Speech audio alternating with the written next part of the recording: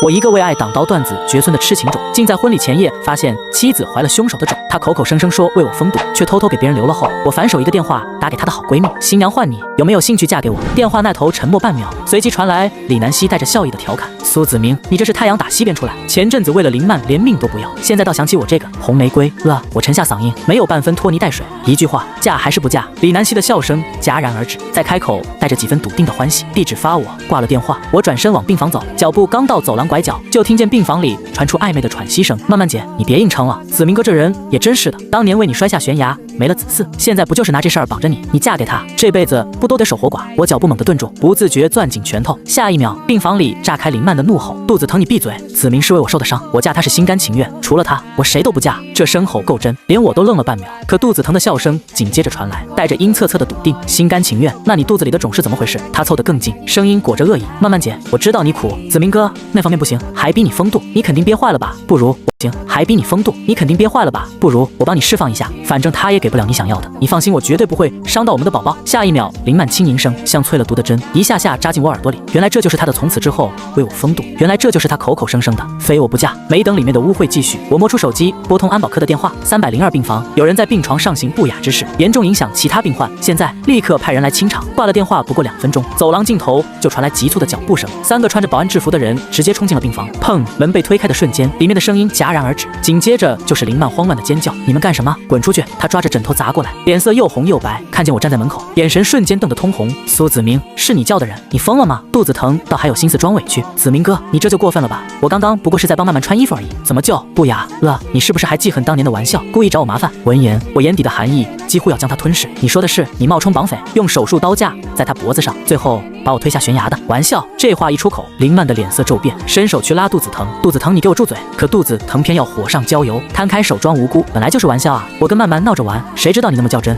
要火上浇油，摊开手装无辜，本来就是玩笑啊！我跟曼曼闹着玩，谁知道你那么较真？非要冲上来挡刀，还自己没站稳摔下去。子明哥，你总不能因为自己没了生育能力就见不得曼曼，幸福吧？我笑了，笑声里全是嘲讽，拿我的命当你们玩笑的筹码。肚子疼你也配提幸福2个字？走廊里的议论声瞬间炸成一锅沸油，围观的众人纷纷鄙夷地望着病房内的2人，这他妈还是人吗？把人推下悬崖，没了生育能力，现在装委屈博同情，缺德缺到祖坟冒烟了，拿别人的命当你们调情的玩笑，还敢说没站稳？我看你是故意推的。女的也是个睁眼瞎，帮着凶手骂自己未婚夫，要点脸吧？肚子疼被骂的脸色一阵青一阵白，突然身子一软滑到地上，下一秒他摸出床头柜上的水果刀，颤巍巍抵着自己手腕，泪珠子吧嗒往下掉。子明哥，我知道错了，当年我不是故意的，这2年我天天吃抑郁药，一闭眼就看见你摔下去的样子，是不是我死了你就肯原谅我了？话音刚落，啪的一声脆响炸开，林曼的手背带着风甩在我脸上，力道大的我偏过头，我不敢置信的僵在原地。从和他在一起到现在，别说动手，他连重话都没跟我说过一句，如今竟为了其他男人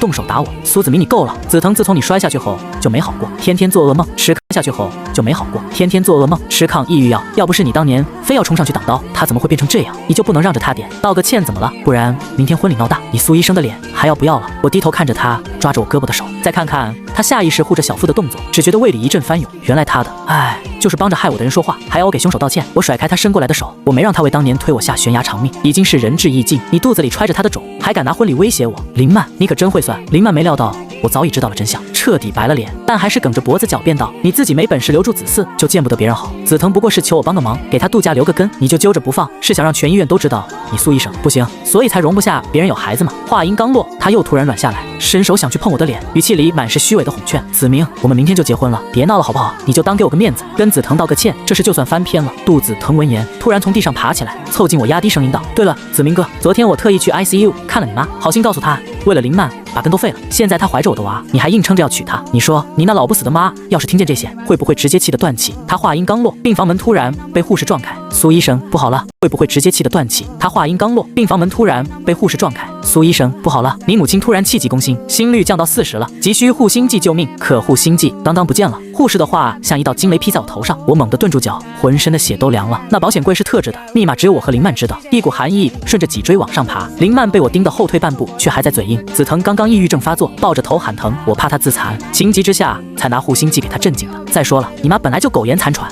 死了也是解脱，天天插满管子，浪费钱，活着不就是拖你后腿？现在没了护心剂，正好省得你两边操心。那可是我亲妈，我气得浑身发抖，胸口像被巨石砸中，一股腥甜涌上喉咙。没等林曼说完，我一口鲜血喷在地上。林曼，我妈要是有3长2短，我就是拼了这条命，也让你和肚子疼给她陪葬。林曼却皱着眉往后躲，嫌恶地擦了擦溅到裤脚的血。你少在这装可怜，不就是一瓶护心剂吗？大不了我赔你钱。你妈死了，是她自己不经气，跟我有什么关系？别想拿这事赖上我们。肚子疼突然从口袋里掏出一支护心剂，在我眼前晃了晃，嘴角勾起阴笑。我都忘了还有一只，只要你跪下来求我说你是没根的废物，我或许会。我盯着肚子疼手里的护心剂 ，ICU 里母亲微弱的呼吸声仿佛就在耳边。为了母亲，这点尊严仿佛就在耳边。为了母亲，这点尊严算什么？我紧攥着拳头，膝盖一弯，直直跪了下去。我是没根的废物，我求你把药给我。周围的抽泣声此起彼伏，可我顾不上了，眼里只剩那只能救妈的药。肚子疼却突然，哎呀一声，手猛地一松，护心剂砸在地上，淡蓝色的药液在瓷砖上晕开，刺我大脑一片空白。真不好意思，手滑了。他蹲下来，用鞋跟捻着玻璃渣，笑的眼里全是恶意。早说过你妈活不长，你偏不信。现在好了，连最后一点念想都没了。就在这时，刺耳的警报声突然撕裂走廊，护士跌跌撞撞跑过来。苏医生，老夫人她抢救无效，已经不行了。我疯了似的冲过去，一把揪住肚子疼的衣领，拳头带着风砸在她脸上，鼻血瞬间流到她下巴。可她还在笑。你妈死了关我什么事？是你自己跪得慢，是她自己不经气。砰！我没等她说完，又一拳头砸在她脸上，肚子疼惨叫一声，鼻血瞬间流了出来，整个人被我按在墙上，动弹不得。你找死！苏子明，你住手！林曼突然冲过来，一把推开我，我没站稳，重重摔在碎玻璃上，膝盖和腰侧的旧伤同时炸开剧痛，血渗进裤子里。他护在肚子疼身前，指着我的鼻子怒骂：你妈死了就想牵肚子疼，她本来就是个老不死的累赘，活着也是浪费资源，现在死了就想牵肚子疼，她本来就是个老不死的累赘，活着也是浪费资源，现在死了正好，省得你天天两边跑。我不敢置信地看着他，当年我摔下悬崖，他趴在救护车外哭着喊：子明你别死，我只有你了。现在我妈没了，他却骂我妈是累赘。慢慢姐别气。肚子疼拉着他的手，假惺惺地劝：子明哥只是太伤心了，我们别跟他一般见识。林曼这时终于注意到我血流不止的伤，语气也跟着软了下来：子明听话，快给子腾道歉，他这么做也是为了你好。再说了，你不是一直想有个孩子吗？现在我们终于有了。子腾说了，他不介意孩子叫你爸爸。为了我好，我看着他护着小腹的动作，想起当年悬崖下我徒手接刀时，他扑过来喊别伤子明。想起我躺在病床上，他喂我喝粥说以后我守着你。想起他发誓说为我封肚，连公蚊子都不碰。原来全是假的。我笑出声，眼泪却砸在地上。为我好，你偷护心剂给你的情夫。为我好，你看着他摔碎救我妈的药。为我好，你怀了他的种，还骂我妈是老不死的。林曼的脸瞬间白了，却还硬撑着。我那是一时口快，子腾也是不小心。你现在立刻给子腾道歉，这事就算翻篇，不然我们婚礼取消，你这辈子都别想再娶到老婆。说完，他见我不语，沉着脸拉起肚子疼，转身就走。等到婚礼当天，来的不是商界大佬，就是医学界泰斗，全是我当年拼着命是医学界泰斗，全是我当年拼着命救回来的病人。等我换好西装出来，果不其然，便见林曼正挽着肚子疼的胳膊，得意洋洋地向众人炫耀着：你们不知道子明他有多疼我，就算我怀了子腾的孩子，他也愿意接纳，还说要把孩子当亲生的养。曼曼你也太幸福了，苏医生简直是情圣啊！一个穿粉色礼服的名媛凑过来，满眼羡慕，换别人早闹翻天了，苏医生还这么宠你，你真是好命。林曼笑得更得意，抬手摸了摸小腹，眼神扫过门口的我，立刻甩开朋友的手，堵在我面前，语气带着施舍般的嚣张：苏子明，最后给你一次机会，现在给子腾道歉，说你不该打他，我就上台跟你走完流程，不然我今天就不露面，让你的婚礼变成全城的笑话，看你脸往哪搁。他笃定我会像昨天那样妥协，甚至已经摆出了原谅我的姿态，可我没看他一眼，径直走向后台，牵起李南希的手。她穿着一身象牙白手工蕾丝婚纱，裙摆上缀着的碎钻在灯光下闪着光，那是去年巴黎高定展上的款式。林曼当初看到杂志，抱着我哭了半宿，说这是她的梦中婚纱。我当时没说话，却悄悄托人拍了下来，本想给她惊喜，可现在看来，倒成了最狠的巴掌。曼曼，那不是你上次在奢侈品展上盯了半天的婚纱吗？你还跟我们说苏医生偷偷买了，要给你婚礼惊喜的，怎么穿在李小姐身上了？刚我们说苏医生偷偷买了，要给你婚礼惊喜的，怎么穿在李小姐身上了？刚才那名媛突然指着李南希的婚纱，声音都变了。不可能，肯定是同款。子明他不会的，他那么爱我，肯定是跟我开玩笑的。他今天要娶的是我，不是别人。我牵着李南希一步步走上主台，拿起话筒，教堂里瞬间安静下来，所有人的目光都聚在我们身上，我却紧盯着惨白着脸的林曼，一字一句道：欢迎大家见证我和我妻子李南希的幸福。轰！台下瞬间炸开了锅，林曼猛地冲过来，抓住我的胳膊，指甲几乎嵌进我的肉里。苏子明，你不能娶她，你说过要娶我的，你明明那么爱我，你怎么能骗我？子明哥，何必呢？都没跟了还做，是怕全京市都知道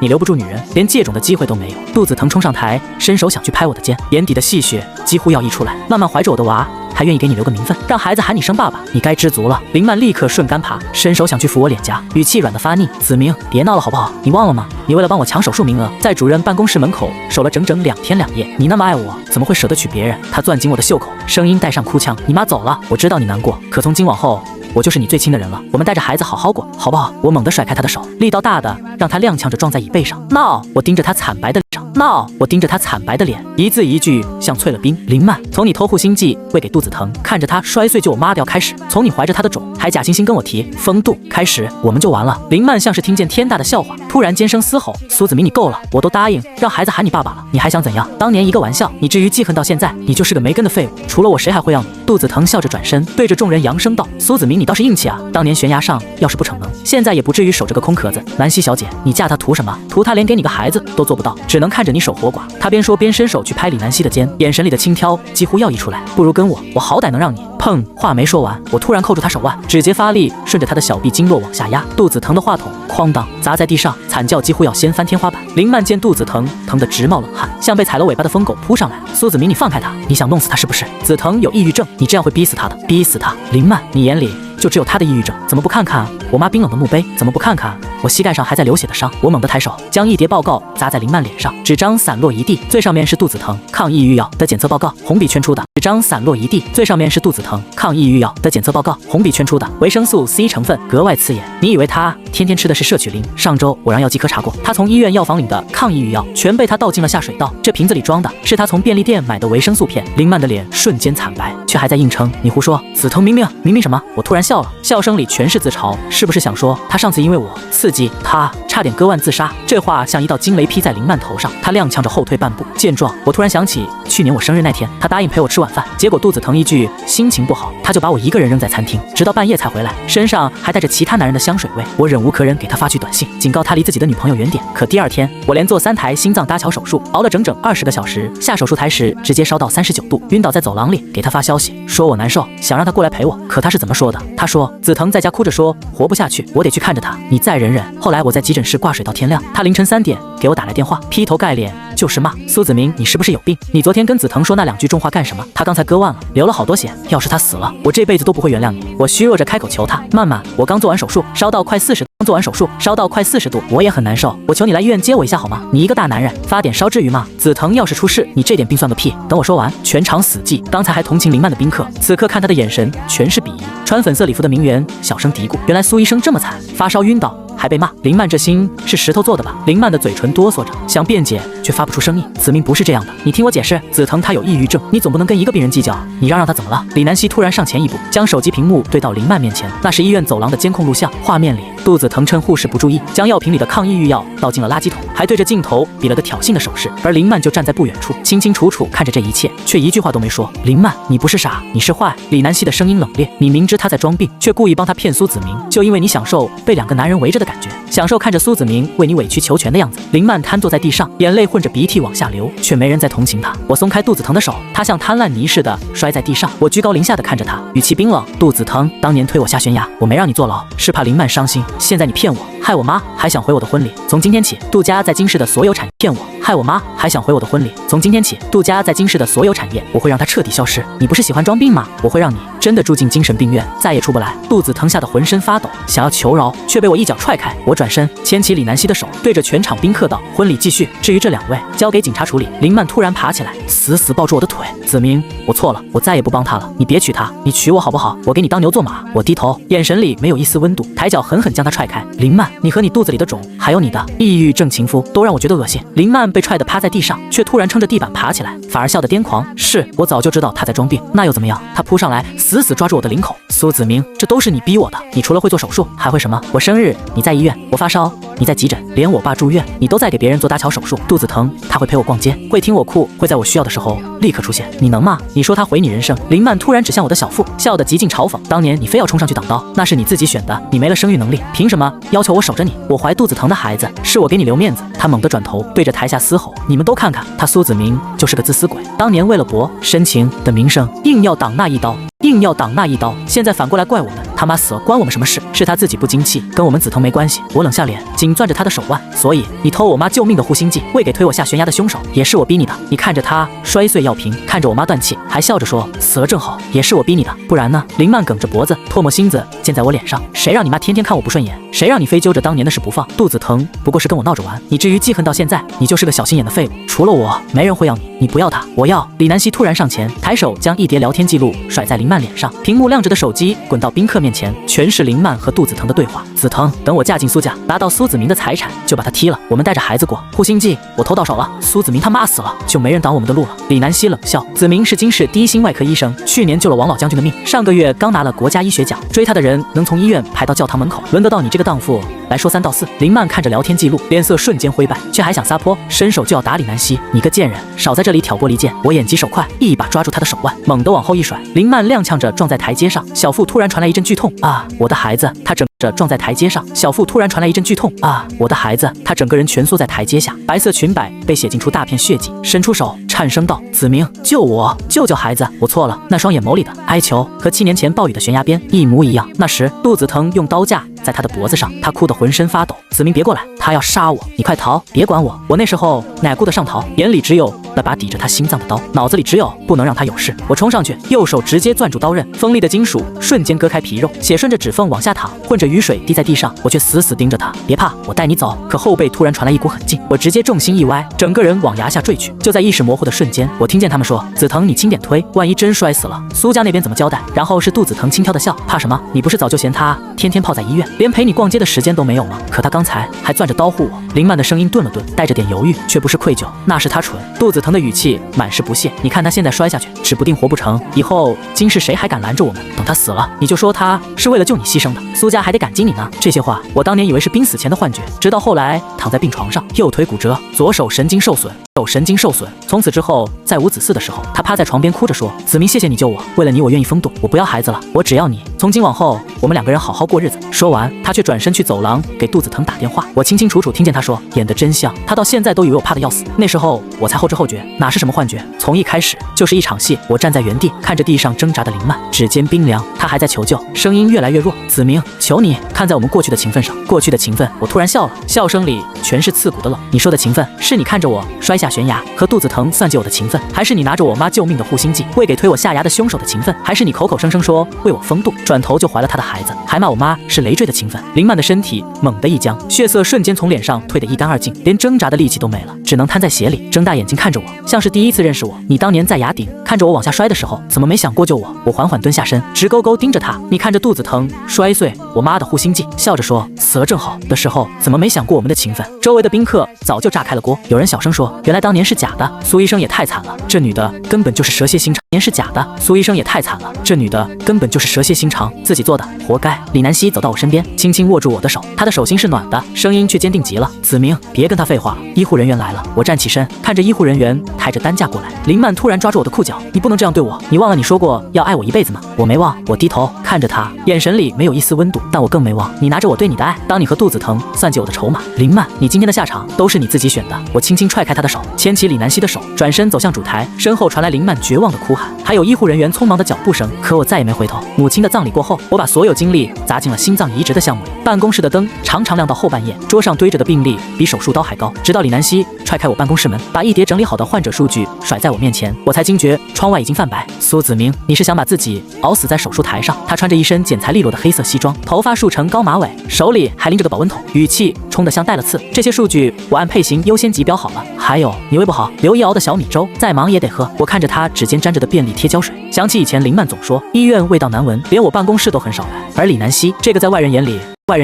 骄傲到连眼神都懒得给旁人的红玫瑰，却会花3个小时把我潦草写在便签上的患者信息整理成条理清晰的表格。谢了。我接过保温桶，粥的温度透过指尖传来，暖得有点不真实。他却翻了个白眼，伸手抽走我手里的咖啡杯，倒进垃圾桶。少喝这玩意儿，你要是倒了，谁给我补办世纪婚礼？那天之后，李南希成了我办公室的常客。他不会像林曼那样说子明你别太累，只会在我忘记吃饭时，直接把爱心便当兑到我嘴边，会在我对着手术方案皱眉时递上一杯温茶，然后靠在桌边一针见血指出你是不是把3号患者的手术数据算错了，甚至记得我膝盖和腰侧的旧伤，然后不知从哪弄来特制的热敷贴，扔给我使嘴硬，别到时候手术台上站不稳丢我的人。望着他这副模样，我突然笑了，原来这朵带刺的红玫瑰也会偷偷学怎么照顾人，只是嘴硬的不肯承认。项目解体那天，我作为主研人受邀去参加全国医学峰会，站在台上讲完最后一页 PPT， 台下掌声雷动，我刚走下台就被一群记者围了上来，可下一秒一只颤抖的手突然抓住我的西装下摆。子明，是我，熟悉又陌生的声音像根针猝不及防扎进我耳朵里。我转头看见林曼站在人群里，穿着洗得发白的连衣裙，头发枯黄，脸上连人群里穿着洗得发白的连衣裙，头发枯黄，脸上连一点妆容都没有。和以前那个被众星捧月的白玫瑰判若两人。她的小腹平坦，显然孩子没保住。子明，我错了，肚子疼，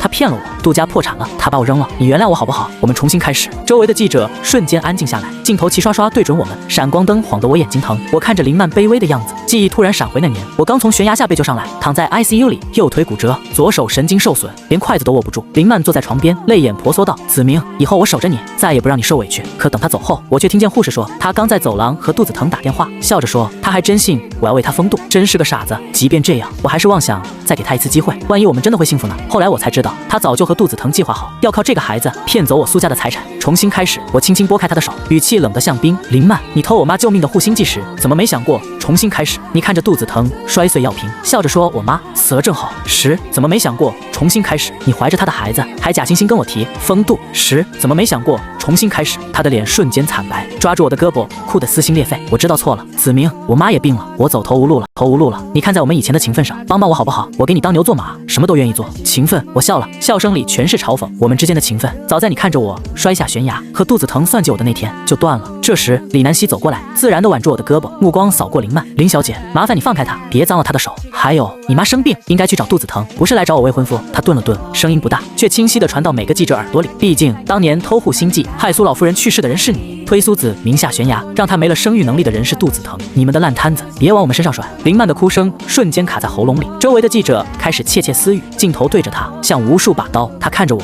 眼神里满是绝望。可我再也没有半分波澜。李南希挽着我转身走出会场时，我回头看了一眼，林曼瘫在地上，被记者围得水泄不通。曾经的白玫瑰，终究成了人人鄙夷的笑话。林曼的结局是在3个月后医院的杂物间传开的，他没等来任何人的救赎，肚子疼卷走最后一点钱，逃去国外。他妈没钱治病，在急诊室抢救无效离世，而他因盗窃医疗物资过失致人死亡，被提起公诉。证据链里，当年偷护心计的监控和肚子疼的聊天记录，还有他骂我母亲累赘的录音的监控和肚子疼的聊天记录，还有他骂我母亲累赘的录音，最终判了3年。出狱那天，他穿着洗得发白的旧衣，想回医院找份护工的活，却被护士长指着鼻子赶。当年害苏医生母亲去世，现在还敢来我们医院不养白眼狼。后来有人看见他在医院后门的垃圾桶里捡剩饭，冬天冻得手流脓，还得给肚子疼欠下的高利贷还债。曾经众星捧月的白玫瑰，活成了阴沟里的老鼠。而我和李南希的婚礼办在项目解体后的第一个春天，那天阳光正好，她穿了件红色鱼尾婚纱，不像新娘，倒像朵盛放的红玫瑰。我们没请太多人，只来了当年我就过的病患，还有医院的同事。王老将军特意拄着拐杖来，拍着我肩膀说：“子明，你救了我的命，现在有了好归宿，我放心了。”婚后的日子，李南希还是那副带刺的模样，却会在每个阴雨天提前把热敷贴囊好，贴在我腰侧的旧伤上；会在我熬夜改方案时，把包好的橘子塞进我嘴里，嘴硬别低血糖晕倒，还得我送你去急诊。上个月，我们资助了一个心脏有问题的小男孩，手术很成功。出院那天，他抱着李南希的腿，